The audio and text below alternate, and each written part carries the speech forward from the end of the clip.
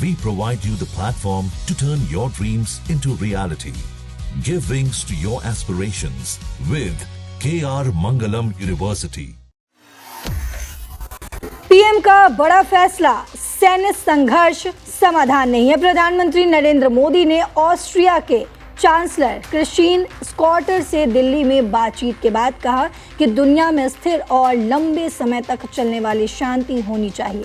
प्रधानमंत्री ने मध्य पूर्व यानी कि वेस्ट एशिया और यूक्रेन के संघर्षों को शांतिपूर्ण तरीके से सुलझाने की अपील की है।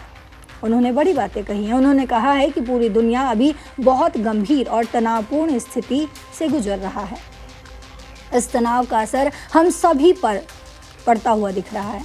भारत और ऑस्ट्रिया दोनों का मानना है कि युद्ध या सैन्य रास्ते से कोई समस्या हल नहीं होती है, इसीलिए दोनों देश शांति चाहते हैं। ग्राफिक्स के जरिए आपको दिखाते हैं कि आखिर प्रधानमंत्री नरेंद्र मोदी ने क्या कुछ कहा है यूक्रेन और रूस के युद्ध पर ऑस्ट्रिया से मिलकर।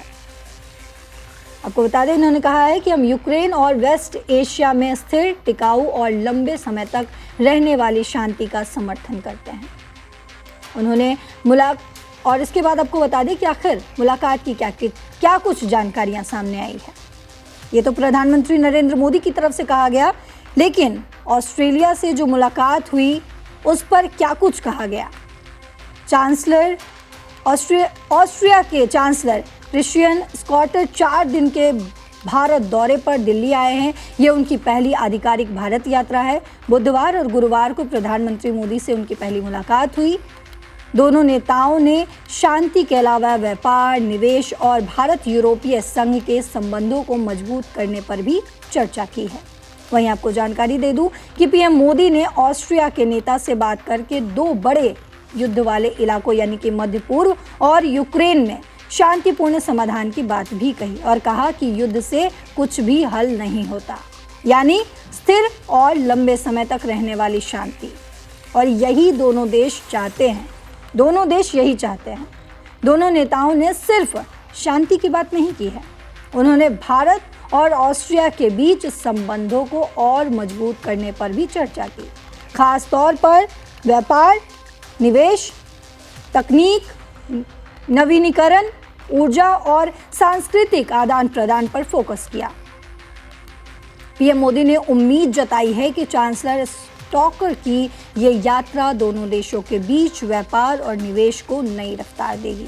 और साथ ही उन्होंने भारत यूरोपीय संघ यानी कि EU फ्री ट्रेड एग्रीमेंट यानी कि FTA का भी जिक्र किया और कहा कि ये भारत और यूरोपीय संघ के संबंधों में एक नया सुनहरा अध्याय शुरू कर रहा है।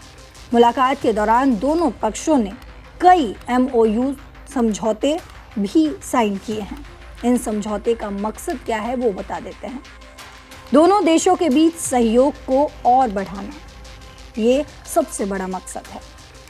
अब ये समझते हैं कि आखिर ये मुलाकात खास क्यों है, इतना अहम क्यों है। ऑस्ट्रिया के चांसलर ने पद संभालने के बाद यूरोप के बाहर अपनी पहली यात्रा भारत चुनी है। इससे भारत के प्रति उनके महत्वपूर्ण रुख का पता चलता है। दोनों देश शांति के पक्षधर हैं और मानते हैं कि दुनिया के तनाव को बातचीत से ही सुलझाना चाहिए। व्यापार और तकनीक के क्षेत्र में नए रास्ते खुल रहे हैं, जो भारत की अर्थव्यवस्था के लिए अच्छा संकेत है। तो आज की दुनिया में अब कई जगह युद्ध चल रहे हैं, तब भारत जैसा देश शांति का संदेश दे रहा है। पीएम मोदी का ये रुख दिखाता है कि भारत हमेशा संवाद और शांतिपूर्ण समाधान का समर्थन करता है। लेकिन इस बीच सवाल ये भी है कि जिस तरीके से मध्य पूर्व में तनाव का माहौल है, लगातार युद्ध चल रहा है, युद्ध विराम होने के बावजूद भी ये युद्ध आगे ही बढ़ता जा रहा है।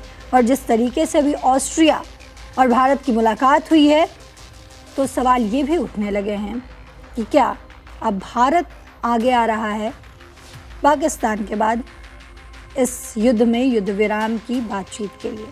ये तो आने वाले समय में पता चलेगा। तमाम अपडेट्स के साथ